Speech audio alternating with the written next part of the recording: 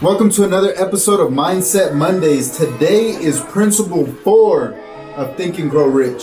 If y'all never read the book, I guarantee you if you did, it would change your whole world, all right? But this isn't light knowledge. This is something deep. This ain't even something that you could listen to in the car, because everybody knows when you listen to something in the car, like it goes out of focus, right? Like you just no, you gotta read it line by line with a highlighter, with a pen.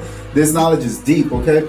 So today is principle number 4. It's like one of my favorite ones. It has one of my favorite stories. All right, so it's the principle of specialized knowledge. All right, so if you don't know what specialized knowledge is, there's different types of knowledge, right? So you got general knowledge. That's like if you go into a library at your school, at a university, that's general knowledge. They literally have books on anything and everything. That's why I don't want to diss teachers and stuff like that, but there's not a lot of money in general knowledge. There really isn't. You got to have specialized knowledge. What is specialized knowledge? It's knowledge in one particular subject, really deep, right? So, for instance, why do you think that right now there's so many courses online and there's so many educators out there? It's like I think it's like $1 trillion business already, the education space online. Because people are starting to see this, that the old school systems of universities and colleges, unless you're going for like a super specific thing, it's not really needed. Now that we have so much specialized knowledge and courses that can change your life for really cheap, right? Like for instance, if I put out a wholesaling course, which I don't, by the way, I've yet to put out a course, and y'all know we do this for free, but I've yet to do that. But if I did, and let's just say it was $100, and I taught you everything I knew on what I do in this business, that is specialized knowledge that could change your life, because it's directed. Like for instance, let me just give you something. Like, what's the most famous saying you heard, or like one of the top about knowledge? That knowledge is power, right? Everybody's heard that. Oh, knowledge is power, but it's not. It really isn't. It's potential power, right? So knowledge is only power until you know how to organize it, and you know how to direct it into a plan with a certain outcome. If you don't have that, then it's useless. You can know all the facts in the world, but that doesn't mean nothing to your life if you can't put it into an organized plan, into an outcome, right? So this is the difference between general knowledge and specialized knowledge. Two completely different things, okay? So in the book Think and Grow Rich, it gives the definition of educate, okay? And it's from the Latin word educo, which is meaning to induce and to draw out from within. So think about that. Education, that's the definition of education. It's to draw out and develop from within. So that's not like learning all this different stuff. It's learning how to kind of use your own brain to get results, if you really think about what the definition is. And the smartest people in the world, the people that do really big things, that's what they're doing. They're learning how to get a certain result that they want and figure out how to get to that. So don't let that go over your head, right? So don't think that knowledge and education is just like reading books and filling your mind with all this useless stuff. Because if you don't know how to organize this information, if you don't know how to structure it to where it's gonna benefit you, or it's going to help hit a goal, then it's useless. And it could be anything. It doesn't have to be business, guys. We're talking about for anything. If you want to learn how to speak a language, if you want to learn how to travel the world, you can literally learn how to do anything. But you need to learn how to get certain knowledge, organize it, and direct it. That's the whole point of this chapter. Okay, so an educated person, by definition of the book, is not someone who has an abundance of general or specialized knowledge. An educated person is one who has so developed his mind that he can acquire anything he wants or its equivalent without violating the rights of others. That's crazy, right? If you really think about that definition, it's not somebody who has accumulated any sort of knowledge. It's somebody who can acquire anything he wants or its equivalent without violating the rights of others.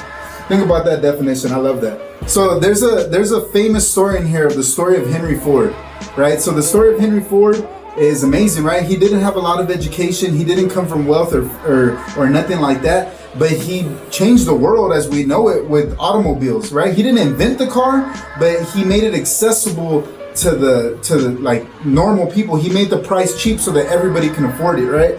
And he did that through innovation. He did that through masterminding, because he didn't come from a family of money or anything like that. So one day during the World War, a Chicago newspaper published in their paper that he was ignorant, that he was an ignorant man.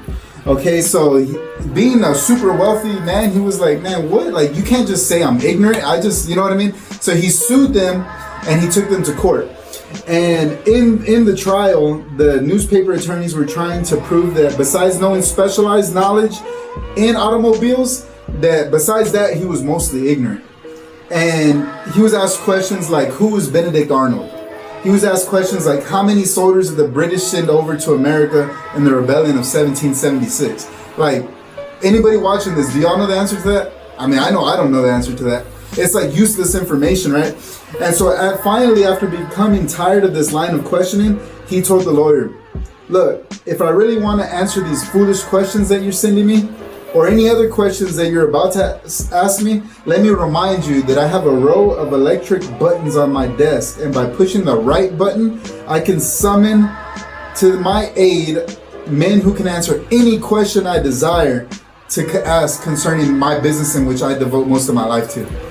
And that answer right there just like floored the lawyer, and the whole court was just like, what? Like, he just got him basically. Like, after that, the whole court case was done.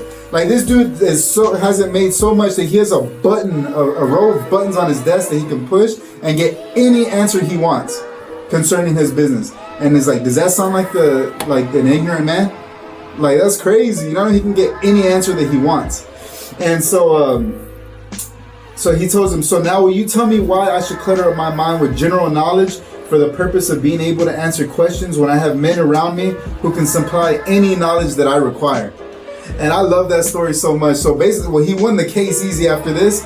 And it just goes to show, though, like, you don't need all these useless facts. They were trying to prove that he was dumb because he didn't know all these random questions. Like, who cares? Like, this dude's purpose was to change the world by supplying cars to the average person, and he changed the whole world. And he basically proved that to this newspaper who was trying to call him ignorant for not knowing these useless facts.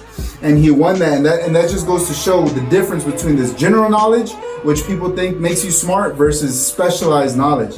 Okay, so Andrew Carnegie as well. If you know who Andrew Carnegie is, he was the one who inspired this book. He was one of the richest men in America who had the biggest steel company in the nation. And he also admitted that he didn't even care about the own back end of the steel business, because he said he would mastermind and get all the answer he needed from the people in his mastermind. So that just goes to show you don't need to know all the answers. You just have to know the right people, right? You know how to ask the right questions. And I can vouch for that. I don't know the answer to everything, right? I do not know the answer to everything. Like, I don't even know how to do a video. Y'all are seeing me on this video and I don't even know how to produce a video. That just goes to show that's a mastermind. Like, that's a mastermind alliance. All I know is I want to get a video out, but I don't know how to make a video. I don't even know how to work the camera.